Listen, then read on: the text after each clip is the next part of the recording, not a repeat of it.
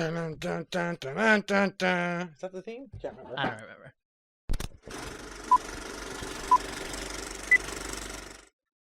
So we get a recap of last week. I know, I'm sorry. I just did this, but they do it too. The recap went on so long. They recapped everything. Oh my god. Jackie Fargo makes Jeff Jarrett the number 1 for the gauntlet and the gold. Shamrock is number 19. Scott Hall is also in it. Jarrett tries to kill Jackie Fargo backstage. Jarrett interrupts Toby Keith's live concert. I love that it was just a recap, but they put that entire segment in there because it was that quick. It's the whole there's only 12 seconds. Yeah. During the Gauntlet for the Gold, Malice from James Mitchell's Disciples of the New Church dominates, but Apollo is a contender. They show him do one kick. Yeah. It was all Malice doing choke slams. Yeah, he did like 4 choke slams, and then Apollo's like, oh, but he's a contender. Hata! It's like, oh, okay. Scott Hall hits Jarrett with the outsider's edge. Toby Keith suplexes Jeff Jarrett, and then they both eliminate Jarrett. I like how he sells like he pooped his pants. Shamrock turns Malice's choke slam into a belly-to-belly for the win for the NWA title. Jarrett complains / asks the 3 legends if they've ever won a world title through a battle royal, and then punches 2 of them. Fargo challenges Jarrett to a match with Hall next week. So he challenges Jarrett to fight Hall. Fargo has nothing to do with it. Yeah, it's just, I don't get it. And that's the recap. Now the show actually starts. Old-timey black and white music explodes into the TNA logo. Pyros and smoke machines fire as Mike Tenay welcomes us alongside the opinionated Ed Ferrara and Don West. I'm pretty sure when it starts, like right as the transition happens, you can hear like Borash or someone over the mic just say something. It's something like that, or it's like 1. No, it was either like not yet or something like that, and then it just started. And, So, Mike lets Ed recap the My Kind versus Your Kind match, which he describes as a fantastic situation when K Crush tried to get something going with Sterling Marlin and Hermie Sadler, and then Brian Christopher answered. Then Don West recaps the Battle Royal, or the Lingerie Battle Royal. The less skin to win. My favorite part of that was, and the fans have to remember... less skin. He struggled to remember what he was supposed to remember. It doesn't make a lot of the less skin to win. So the less skin. Wait, the less skin. So you don't want skin. You don't want. Collect the skins. So the most clothes win. Why would you say it that way? Throw the skins out. Yeah. And he also says the greatest cat fight in TV history. No. I doubt that. I really doubt that.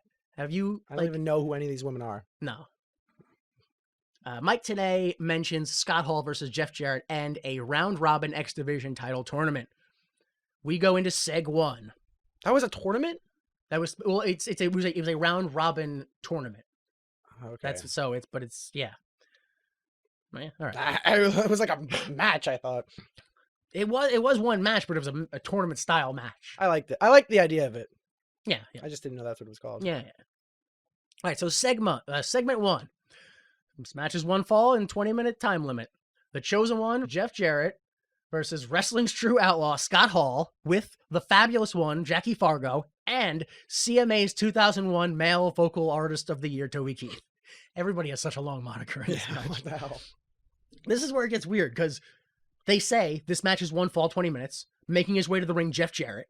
And then Jeff Jarrett gets in the ring and he goes, I'm not going to wait anymore. Bring him out right now. And Tenay goes, well, this was supposed to be the main event, but here... I noticed that too. I was like, but Borash was completely ready. Yeah. And the music... I was like, all right. Because they say it in the next match, actually. Spoiler alert. He was like, well, now we're going to have the match that was supposed to originally be scheduled. Right. So I can understand him coming out. But the music hit, and Borash... What they're trying to say is Borash is just that good of an announcer. And he was just like, oh, Jeff Jarrett's coming out. I'm not skipping a beat, and I'm just going to announce that Jeff Jarrett's coming out, even though I wasn't expecting him. Because he announced them like everything was normal. That'd be the best way to do this. Exactly. I'm like, no, that doesn't make any sense because Borash is not that good. But the only way that this explains it is Jerry Borash is a god ring announcer. Yep. The only way to explain it. He was just like, no, this is not flubbing me. During his entrance, you get those 3 obvious plant women. Were they plants? Oh, they're Are you sure? They did not fit. Well, the thing with the crowd. The thing about it is because you got to remember that the people in the audience, they've already been there for like 2 hours at least. So they've been drinking for 2 hours.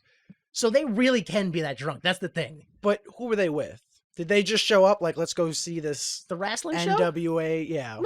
Maybe they're like, let's go see the I don't wrestling know show. about that one. It's Yeah, plausible. I'm not trying to judge, but yeah. It was new. They didn't know yet, Plants. Who's to say? wrestlers' Probably. girlfriends. They probably were wrestlers' girlfriends, yeah. Okay, so slow open to the match with Jarrett making Hall look foolish, which Hall returns with good wrestling, including a fallaway slam, his signature fallaway slam. Jarrett sells to the outside. He bumps into Toby. He backs away scared. He goes back in the ring. Hall and Jarrett trade punches around the ring, and then Jarrett locks in a sleeper. Bam! During the sleeper, Ferrara asks if Fargo knows where he is or if he came out here to stand in line for tickets to the opera. He was struggling just to stand there for like at least 60 seconds at a time. He kept like taking one knee. He was leaning on the apron. I kept losing him because you would just see the top of his head. Yeah. He was just peeking over like Tim Allen's neighbor.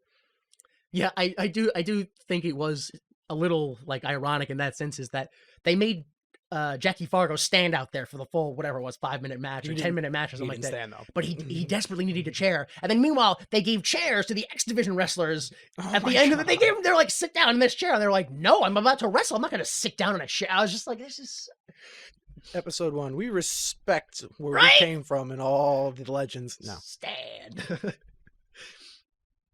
And then during a sleeper, Don also complains, oh, come on. Jarrett isn't even wrestling.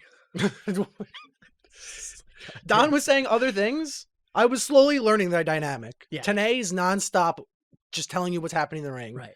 And then Ed Ferrara gives his opinion of what they're thinking. And Don West just shouts onomatopoeias over everyone as they're talking. Oh, wow! Well, the thing is, because as this show goes on, I feel like I've got it too. But I think what it is, like you said, Tenay is Tenay. Yeah. Ed, like you said, he shouts his opinion, but it is his shoot opinion. Yeah. It is not a character. It is constantly his shoot opinion. And I think Don West is desperately trying to be like the behind the fans face announcer, but the subject topic of the show makes him seem like a pure villain. Well, yeah, that 'Cause one he's match doesn't help. behind it Yeah. a lot. And it's like, no, don't, Don, don't. So Hall fights out of the sleeper, bounces Jarrett from corner to corner. Hall calls for the end, but Heels save heels because heels. that's right. K-Crush runs out for the save, and he pulls Jarrett out of the outsider's edge, and then punches Hall directly in the face. This is my favorite. But the sun was totally in the ref's eyes, and he couldn't see nothing. So it's fine. Jackie Fargo punches K-Crush, but the cameras don't really see it. So he no-sells it and he goes, do it again. He kind of sold it. He like sold it drunken style where he was like looking all over the place. Like he didn't know what just hit him because he got hit loopy. Oh, okay. Even though Jackie Fargo was just standing in front of him. And how do you miss Jackie Fargo standing in front of you? He's like a little hobbit It was man. great. I loved it. And then just punched him again because he didn't know what just hit him. And then punched him again, which he didn't have time to sell because Brian Christopher was already running out for the distraction. Which you didn't see him come out. You didn't see him come out. You saw the chase around the ring. I thought he just appeared out of nowhere. Yeah, I thought it was it just cuts to the chase around the ring, and then it cuts to a camera falling down right as Christopher catches up to Crush. So I don't know what happens to them. Yeah, I don't know what they do. Worse than that, for some reason, the ref follows them. Sees them. Well, you know who the ref is. Slick the ref. Yeah.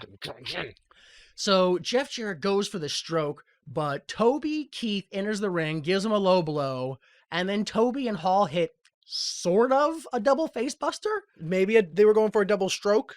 I don't know what they were doing. Hall goes down to his knees. Toby just throws him. Yeah, he barely throws his arm. Yeah. Like 50-50. Either he was like, you're not paying me enough, or I definitely hurt myself on that suplex. Oh, yeah, I'm not doing anything. I can't do anything.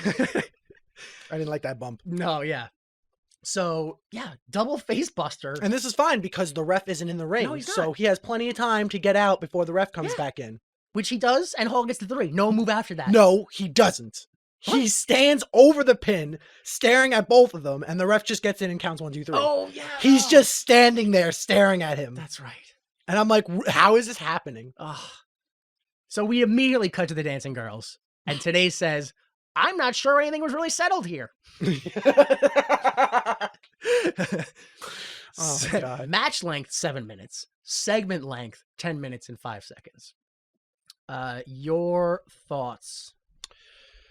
Jarrett was leaning heavily on the "How do you like me now?" line. Right. And he was just working the crowd. I got bored with it quick. I don't know what it was. If it was a build, if it was a payoff. I got confused by the whole thing, and I didn't enjoy it. So it was what it was, I guess, to me. Yeah. Yeah, I thought Hall looked better, and Toby Keith looked worse. Yeah. Which is weird. And then I presume that, well, first off, I presume that happened because the match was made for a drunk guy, and he probably sweat out some of the alcohol, so he wasn't as drunk as when they planned it, so it was super easy. And then I have to presume that next week, when there are no legends or celebrities involved, we'll actually get some momentum in this feud and stuff like that. And then also, I have no respect for Slick Johnson as a referee. I told you. I hate his guts. The worst. He has no control in the ring. I don't know. He's got nothing. He's like Eric Bischoff if he was a referee. He just wants to be one of the boys. He doesn't care about his job particularly, and he sacrifices his job and its responsibilities to just try to, I don't know, he wants to be a wrestler? I don't know what it is. He just does his job horribly. You mean Nick Patrick? Yes, he's like that, but worse because he's like an overactor version of that. So yeah, segment 2 is a recap of the Lingerie Battle Royal.